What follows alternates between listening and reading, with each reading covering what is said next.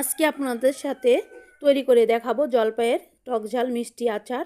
বছরে এই সময়টা কিন্তু প্রচুর পরিমাণে ফ্রেশ জলপাই পাওয়া যায়, আর সেই জলপাই দিয়ে কিভাবে আচার বানিয়ে খেতে পারবেন সেটা আপনাদের সাথে শেয়ার করব বা তৈরি করে দেখাবো।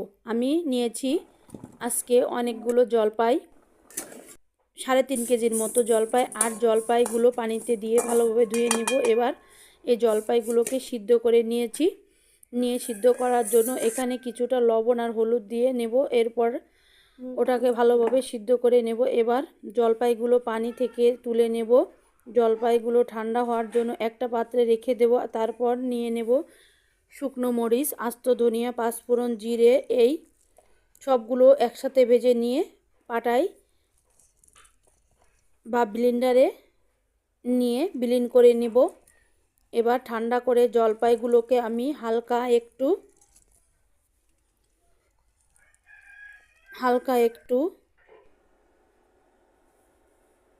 হাত দিয়ে চটকিয়ে নেব। এই যে হাত দিয়ে চটকিয়ে নিয়েছি। নিয়ে এবার অল্প বিচি রাখবো, আর বিচিগুলো সব ফেলে দেবো। দিয়ে চুলায় কড়াইটা বসিয়ে দেব। বসিয়ে দিয়ে এবার তেলটা দিয়ে দেব। খাঁটি সরিষার তেল দিয়ে দেব। দিয়ে পাঁচফোড়ন, শুকনো মরিচ এগুলা দিয়ে দেব। দিয়ে তেলের উপরে জলপাইগুলো ঢেলে দেব। দিয়ে এই যে হলুদের গুঁড়ো, শুকনো মরিচ, আস্ত পাঁচফোড়ন, এবার মধ্যে দিয়ে দেব জলপাই, কিছুটা হলুদ লবণ দিয়ে ভালোভাবে নেড়ে চেড়ে তারপর দিয়ে দেব পরিমাপ মতো চিনি। এবার ভালোভাবে নেড়ে চেড়ে জলপাই চিনিটা মিশিয়ে নেব। এর মধ্যে দিয়ে দেব কিছুটা ঝালের গুঁড়ো। তারপর একটু নেড়ে চেড়ে আবার দিয়ে দেব আগে গুঁড়ো করে রাখা সব মশলা।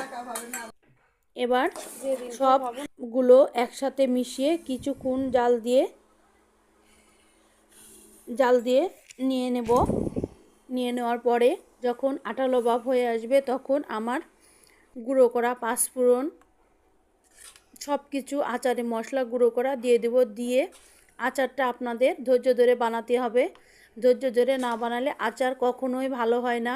আর এই আচারটা টক ঝাল মিষ্টি জলপাইয়ের আচার এত টেস্টি, এত মজার হয়েছিল, যা আপনাদের যদি একটু খাওয়াতে পারতাম তাহলে খুবই মজার ছিল। এই আচারটা কিছুদিন আগে বানিয়েছি কিন্তু আপলোড দিতে পারিনি। যদি আপনাদের এই আচারটা একটু ভালো লেগে থাকে তাহলে আমার চ্যানেলটি সাবস্ক্রাইব করে লাইক কমেন্ট শেয়ার দিয়ে পাশে